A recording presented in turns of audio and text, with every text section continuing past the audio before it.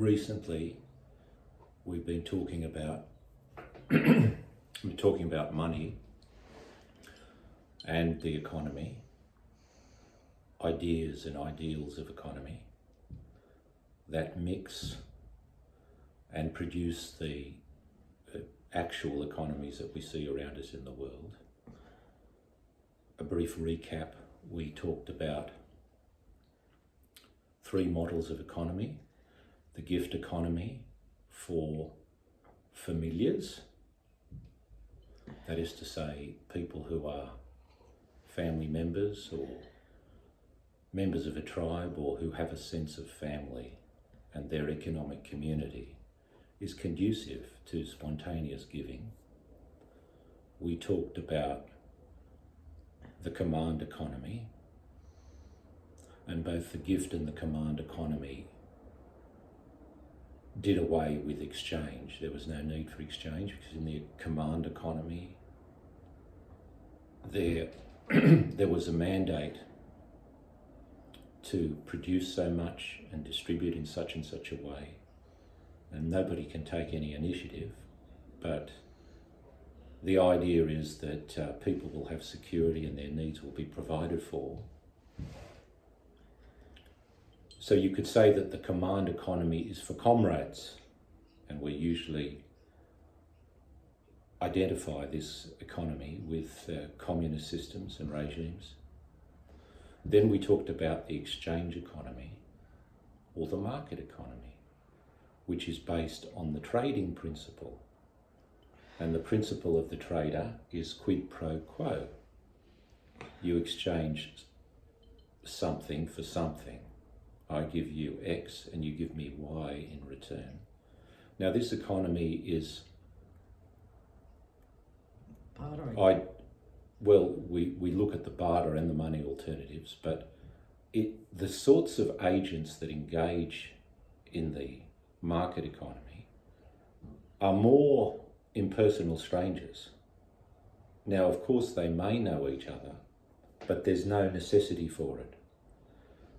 Especially when you have to travel outside your village or your immediate circle to make a market. The exchange or market economy is based on the idea that the transaction has to be completed there and then.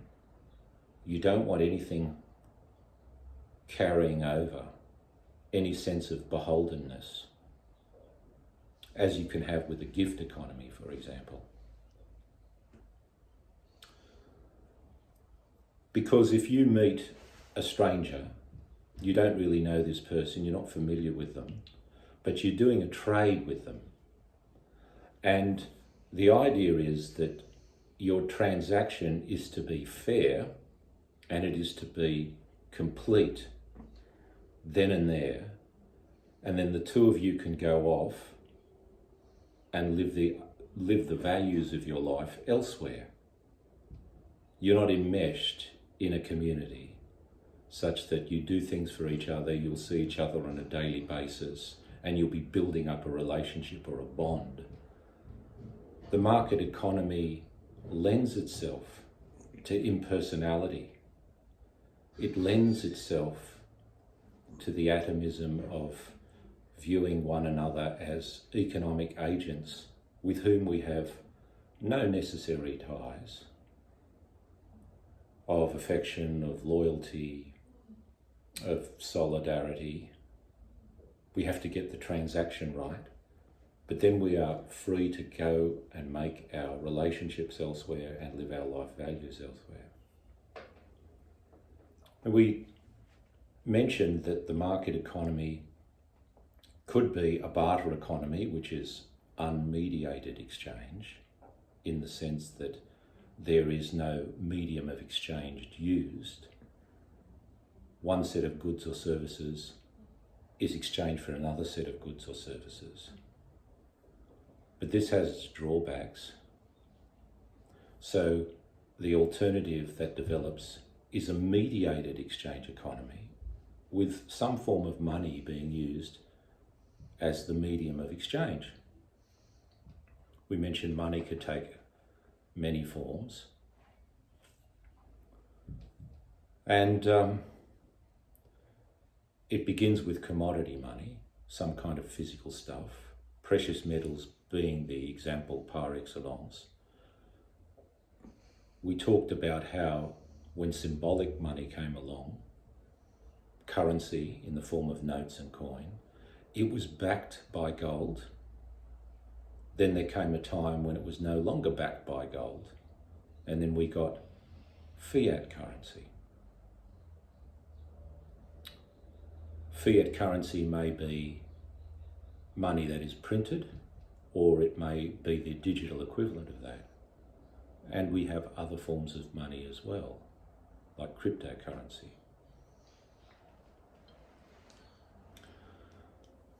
Money had to develop, because it facilitates exchange, and it also promotes division of labour.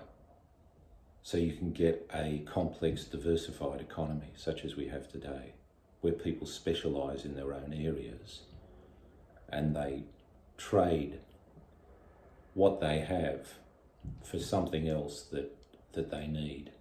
But they don't have to produce everything for themselves, as you might have to on a self-sufficient farm.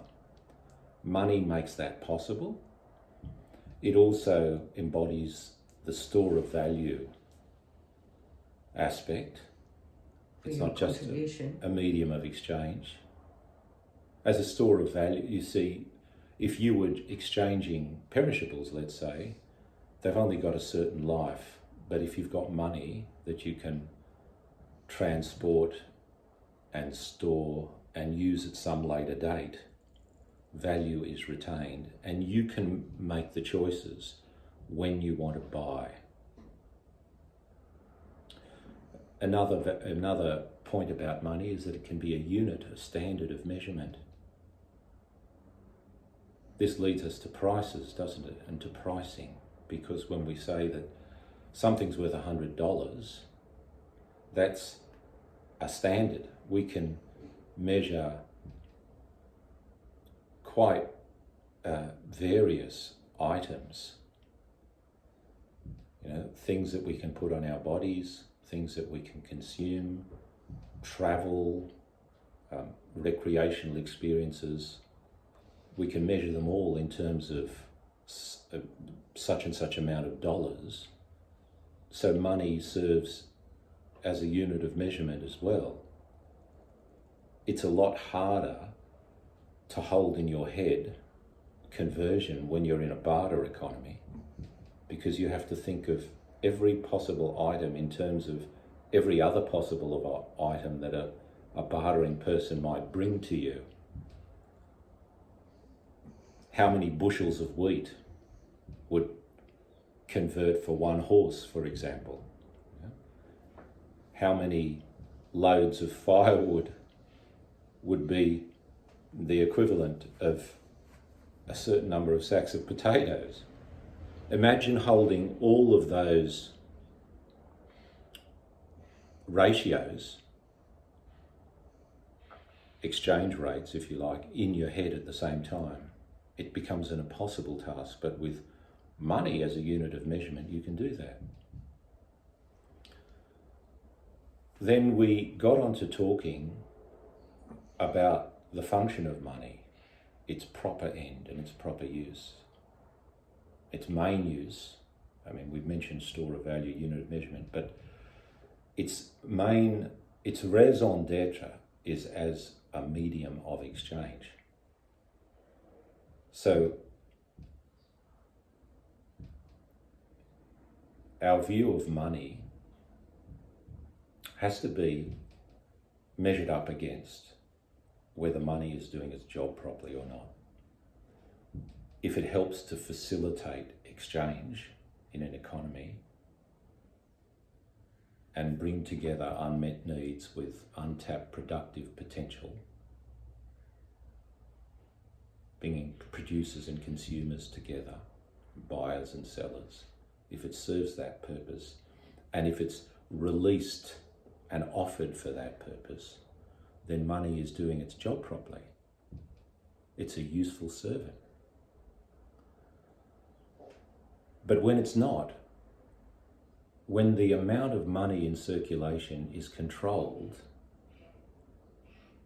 with ulterior motives that are not to do with money's true purpose, but are to do with something else, then we can get the perversion of the money supply and the corruption of money. And we can produce great economic and societal ills. We touched on how the world is racked with massive debt and inflation.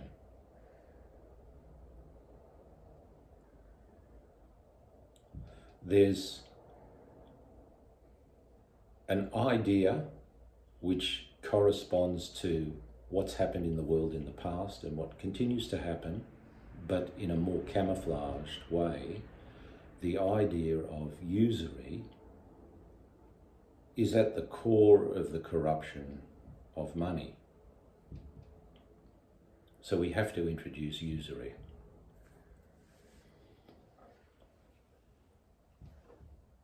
Now, you've probably heard something along the lines that money breeds money. Yes.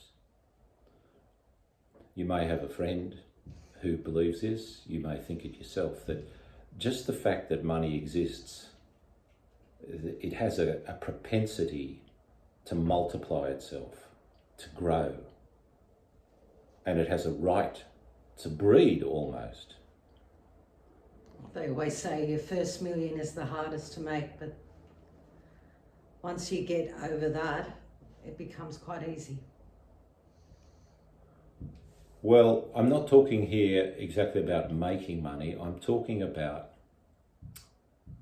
money's entitlement to multiply itself. So if you've got some money, then it can grow by way of an interest rate. And we all sort of believe that because we can put money in the bank and get an interest for it. But because we all do that and we're all tied up to the banking system and we're all enmeshed in an economy that camouflages usury, we've forgotten that there is a corruption of the use and the lending of money that is known to be wrong by natural reason. The ancient philosophers had identified it as a moral evil, philosophers like Plato and Aristotle. And all the major faiths of the world have also condemned usury at some point or other. Part of the rise of Islam, its rapid rise, was in reaction to the injustice of usury. And I believe the Islamic banking system today avoids taking interest on loans. Well, they believe that if a person goes for a loan in the first place, they have a financial issue. And the worst thing you can do is to add to that. Yes, so they might take a stake in the business enterprise rather than lend money at interest. Now, there are a lot of misconceptions around it. We still haven't identified what usury is specifically. Some people think it's just charging exorbitant rates of interest on loans. It's not that. That's not the essence of what usury is. The idea that money can breed money is present in Shakespeare's play, The Merchant of Venice, where Shylock says, "My ducats can copulate like Laban's rams and ewes." And Antonio took the other position here and said and believed essentially that money was a barren metal, that it was sterile. Rats and rabbits can copulate, living things can copulate, but money is not meant to be of that nature. Now, common sense and the native voice of conscience tells us that some things are fine and some things are not. Some things are cool and some things are very uncool. Let's say I came to you with a business proposal and I needed some capital to start it. I'm looking for $50,000 or something, and I have this business proposal and it looks promising, and you're a potential lender, and I can show you the business plan, and it would seem that this business is going to succeed and make a profit.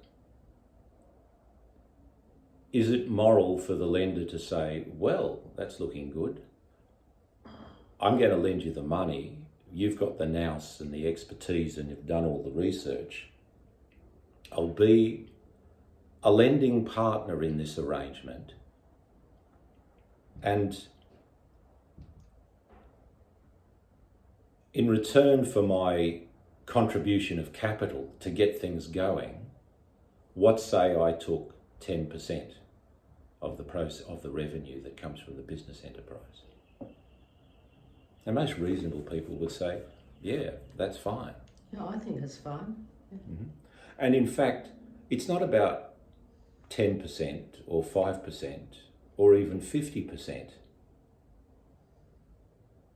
A matter like this is open to negotiation because it makes sense and it seems fair that if you need somebody's capital to get an enterprise off the ground and you're going to profit from that enterprise, well, that person can take a stake in the profit. It's either a person or an institution, but they are, in a sense, stakeholders in the enterprise. Okay, that's one scenario. Let's look at another scenario. Let's say I came to you, the lender, and said, I have a sick relative who is in urgent need of an operation and it's going to cost $50,000 for heart surgery, and I don't have the money, but I have plans to make it and recoup it from sources A, B and C down the track. Can you lend me $50,000?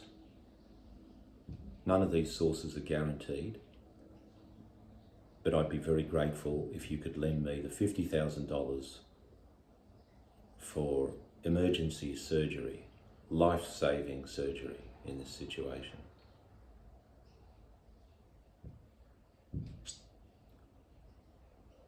Now, you'd think that the decent thing to do would be to say, if you had the means, to say, yes, here it is. Just pay me back when you can.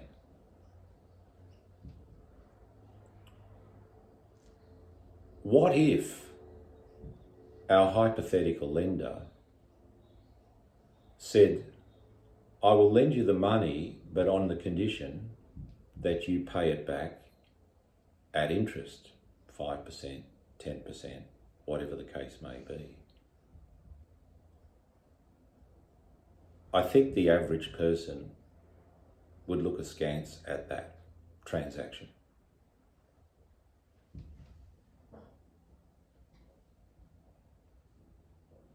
That person is trying to capitalize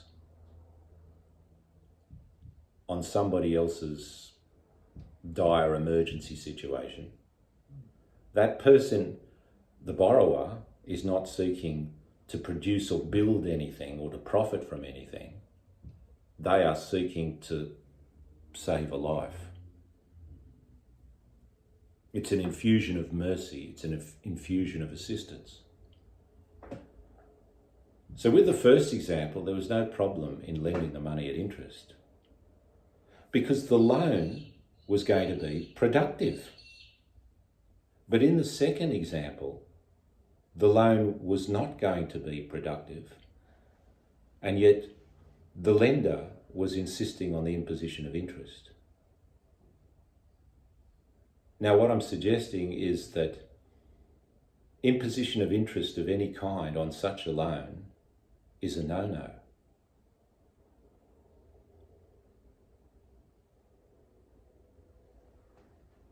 The difference is you can charge interest on a productive loan, but you can't charge interest on an unproductive loan. This is the first distinction we want to make.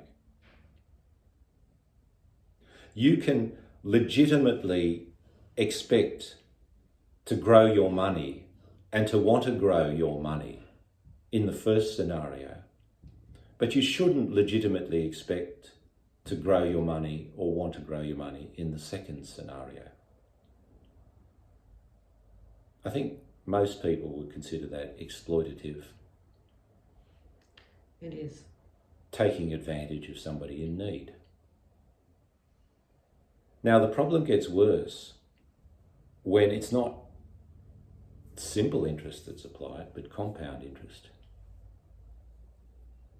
Compound interest. Now, often people are so necessitous, so needy, that they don't explain why they need money. They may go to a pawnbroker or a payday lender and say they need money. And the lender in that situation doesn't want to know what it's for. Well, there's a problem to begin with, because if you're lending money, you should be aware what it's for. The lender will insist on a certain rate of interest.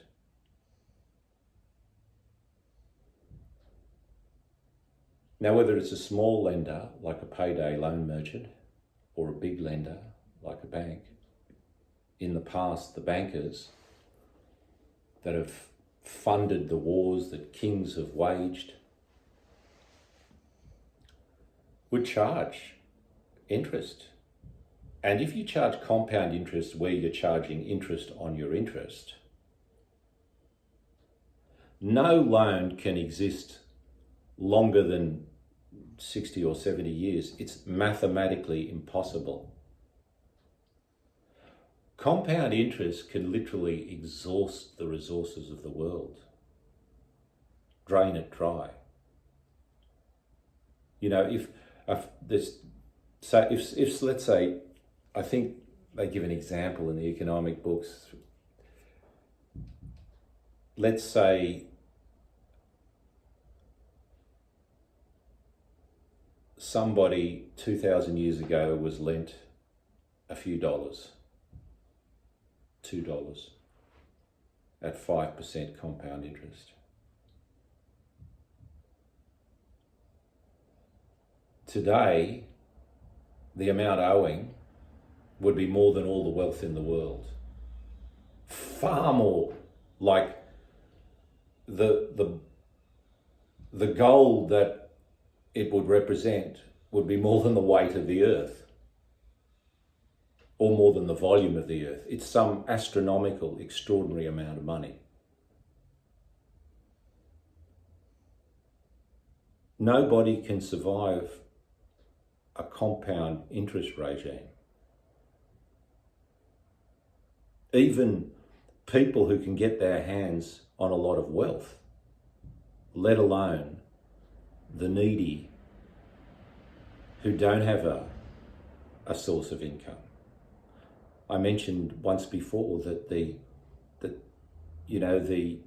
kings that had a claim on all the gold mines in the New World, they got into compound interest debt to the bankers in Europe. And within a few generations, they were bankrupt. And yet they had access to all the gold in the New World. That's how fast this thing goes. It's an exponential curve. Scary. Simple interest is just a linear curve. And natural growth, let's say I grow up from a little boy and I become a man, my growth is fast at the beginning and then it levels off and then it just sort of plateaus along. That's one type of growth. Then there's mechanical growth. It's linear. It's like simple interest. It's like a machine. It's logical. It's linear. It's the same. But then the inverse of the natural growth curve is this exponential curve where it starts slow, but then it gets faster and faster and faster. And if you want to think about how cancer cells can take over a healthy body, that's how they grow, like exponentially. They start slowly and then they multiply faster and faster and faster. Compound interest does the same.